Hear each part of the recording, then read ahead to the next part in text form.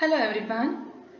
In our previous classes we have discussed about different phenomena which is taking place in semiconductors when we apply magnetic field. That is, first is Hall effect, where we are applying magnetic field in perpendicular direction to that of a current and we obtain a voltage which is nothing but a Hall voltage perpendicular to both current as well as magnetic field.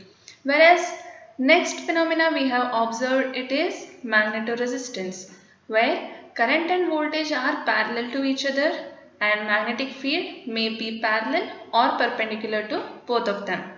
And now let us study another phenomena which is nothing but cyclotron resonance.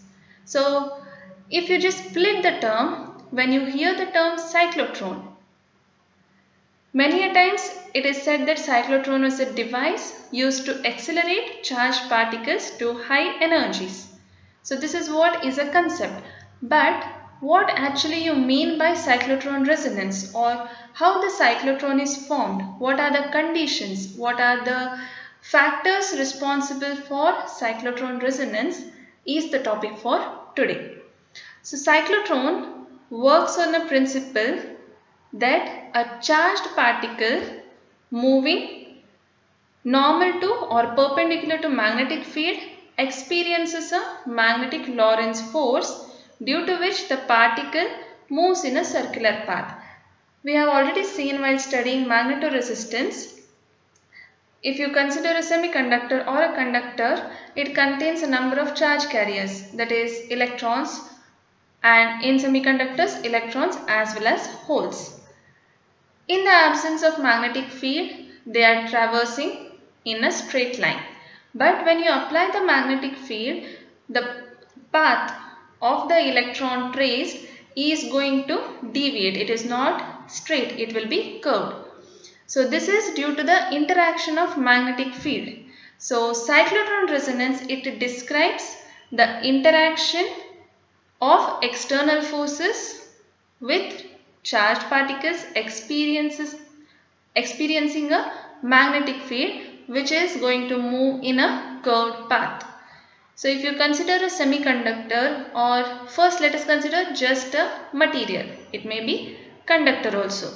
It consists of a number of electrons which are moving in straight line. Then if you apply magnetic field normal to the conductor, then the electrons which are present within the conductor or the material, they will start moving in a circular orbits, and this is due to the application of magnetic field perpendicular to the material.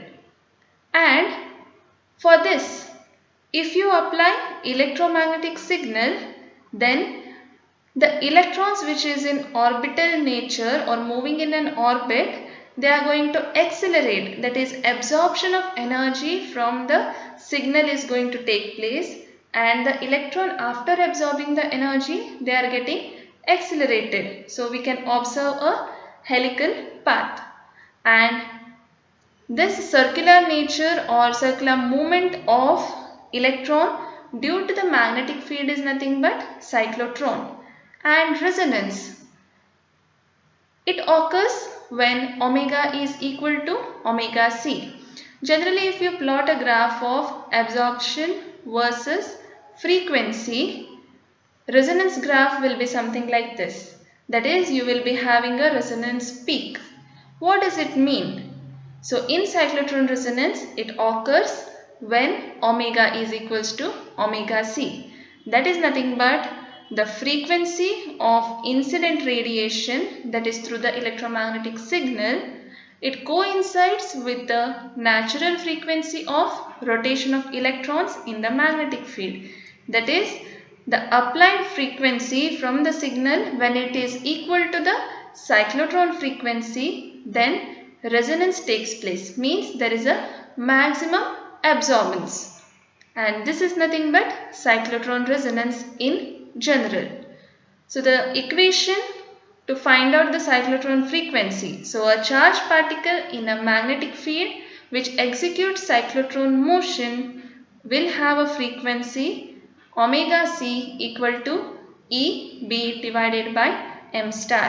E is the charge of electron, B is nothing but the applied magnetic field strength, and m star is the effective mass of the particle. It may be electron if you consider for conductors. So this is a brief introduction to cyclotron resonance in general.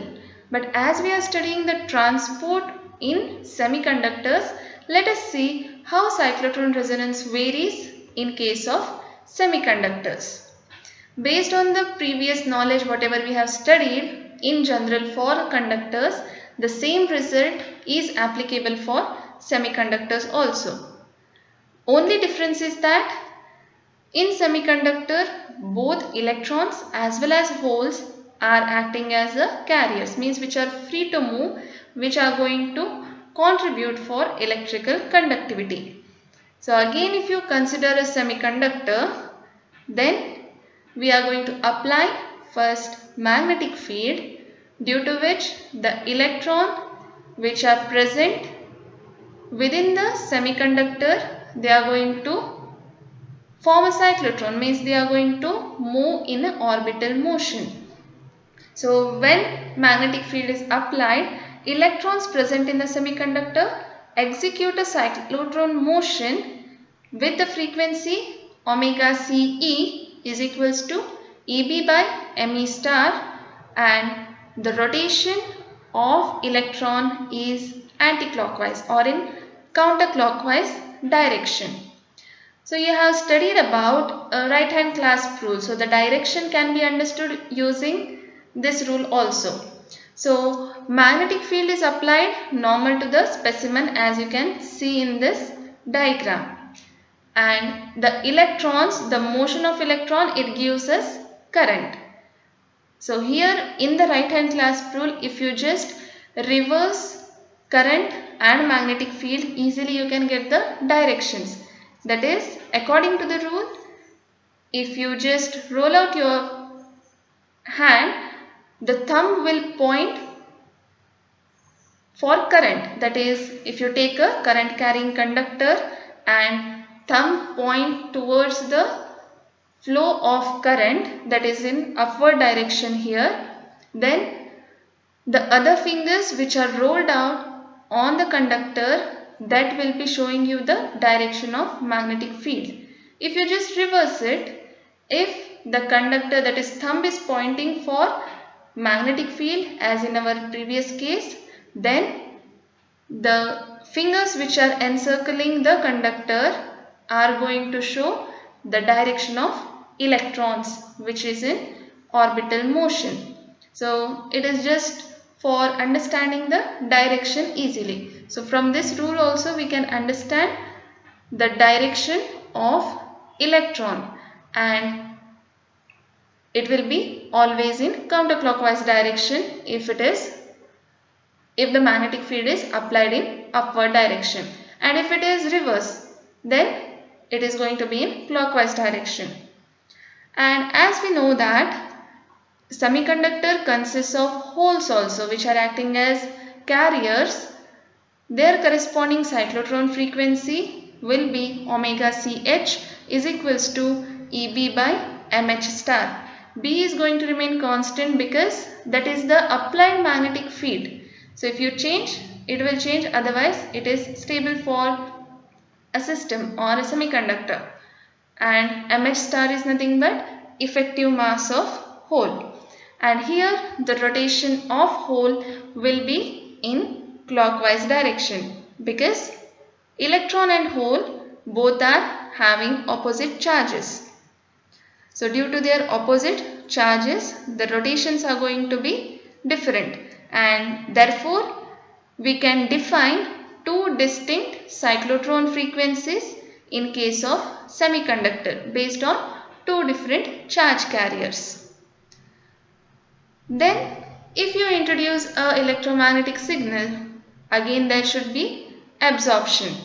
So when frequency of the signal which is applied externally, it is going to be equal to either omega CE, that is cyclotron frequency for electron, or cyclotron frequency of hole, that is omega CH, then the power absorbed will be maximum. That is, if it is omega is equals to omega CE, then absorption will be due to electron, and if omega is equals to omega EH, it will be due to the holes. That is, holes are going to be majority charge carriers. So this is how cyclotron resonance takes place in case of semiconductors, and just the difference is that we need to consider two different cyclotron frequencies, one with respect to electron and another one with respect to holes. Next, let us see what are the uses of studying this cyclotron resonance.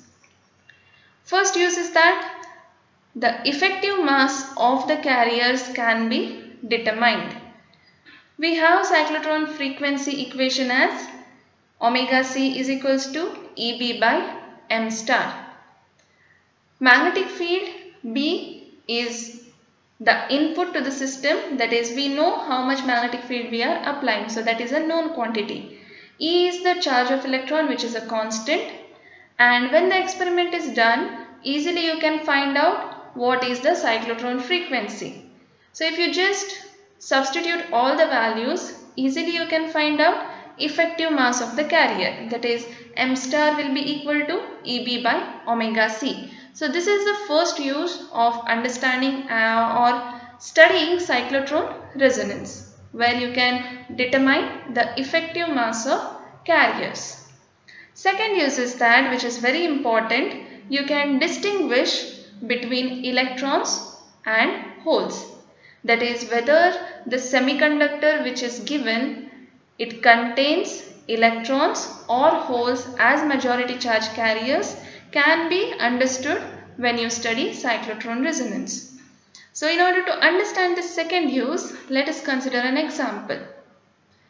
So here, if we have a plane polarized wave, then it can be resolved into two circularly polarized waves, and one will be in clockwise direction and other will be in anti-clockwise direction. So this is known, that is unpolarized light. When it passes through a linear polarizer, we get plane polarized light or wave. Then when we use a quartz plate or quartz wave plate, we get circularly polarized waves, and this will be, that is plane polarized wave can be resolved into two circularly polarized waves. One will be in clockwise direction and another one will be in anti-clockwise direction.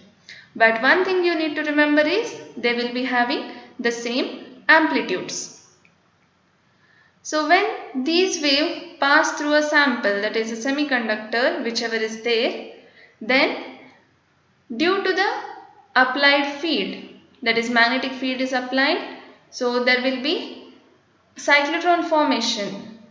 That is, the charge carriers which are moving in the straight path will be curled up, or they will just form a orbital path, and this circularly polarized light will be incident on the sample. Then we need to observe and analyze the resonance in order to understand whether the absorption is due to holes or due to electrons. That is, let us say omega is equals to omega CE, which means there is an electron resonance. Since the electrons orbit in counterclockwise direction, they will absorb energy only from counterclockwise circular wave, and other wave which is in clockwise direction, it will be unaffected, and therefore the transmitted wave is no longer plane polarized but partially polarized in clockwise direction, and its polarization gives clear identification or indication that absorption will be due to electrons. So if you study the omega value or the absorbance value, that is frequency, cyclotron frequency, if you find out and match it, easily we can understand whether it is due to holes or electrons. there is a clockwise wave, circularly polarized wave in clockwise direction as well as anti-clockwise direction, and the electron which is moving in clockwise anti-clockwise direction, it will absorb only the wave which is in the same direction and resonance will be taking place.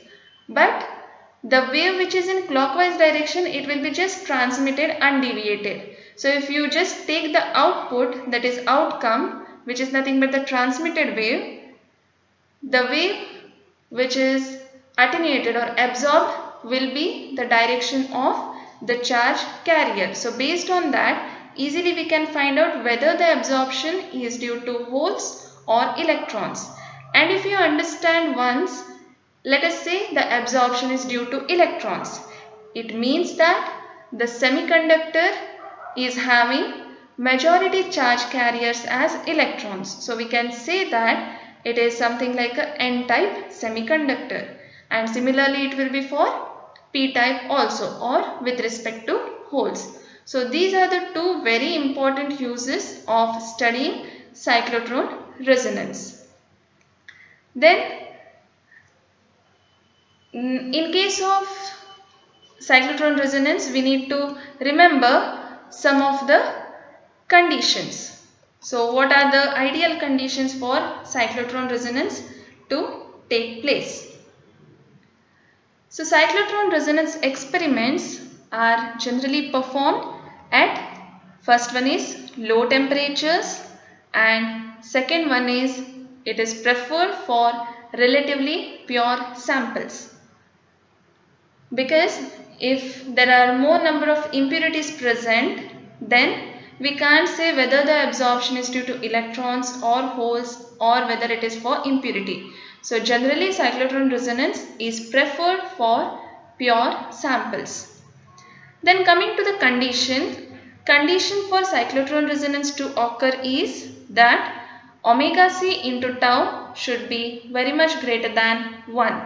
Omega c is nothing but cyclotron frequency and tau is the collision time. So if you just match the dimensions also, omega c, we can just say it as frequency, means number of oscillations per second, and tau is nothing but collision time. So both are having the dimension of time itself. One is inverse of time, another one is with respect to time. So if you just cancel the dimension, we are remaining with number of oscillations, or you can say number of circular orbits of the carrier.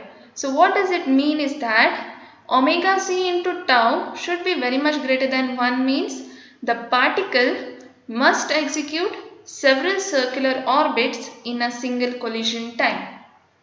Because when the cyclotron will be formed? When it just completes one orbit. If before completing one orbit only the electron gets scattered, then there is no cyclotron formed. And even if you give some external electromagnetic signal, still absorption cannot be done because the cyclotron itself is not formed. That's why the particle should complete an orbit to form a cyclotron.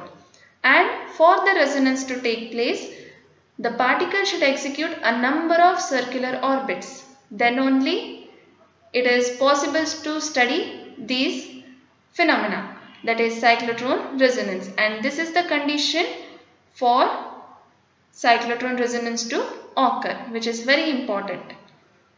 Then if you just study about the range where cyclotron resonance is observed, in many of the cyclotron resonance work, omega c, that is nothing but cyclotron frequency, falls in microwave region. But nowadays more accurate determinations of omega c can be done using IR lasers. So it has become possible to make more accurate determinations of cyclotron frequencies by using the signals from infrared lasers. And by using infrared lasers, again corresponding frequencies are known very accurately because of the range of frequency for IR. And since omega C is in IR region for this, which means that it requires a very strong magnetic field. It may be of the range 50 kilogauss, and it is so much larger than the typical microwave frequency, which makes omega C into tau to be very large because of using IR lasers. Because if we need the resonance to take place, it is going to depend on the stimulus or input what we are giving, and here input is in IR region, means the cyclotron should be again matching with that frequency, then it also has to be in IR region itself, and for that the magnetic field which is required is very strong, and when the magnetic field is very strong, the cyclotron line is going to be clearly discernible, because omega C is nothing but EB by M star. So B has to be very high, and as B is very high, then omega C into tau will be very greater than 1, which is a very ideal case for the occurrence of cyclotron resonance. So this is some information about cyclotron resonance in case of semiconductors. So starting from what actually is cyclotron and cyclotron resonance, to its uses, and finally the condition for occurrence of cyclotron resonance is studied. This is for today's session. Thank you.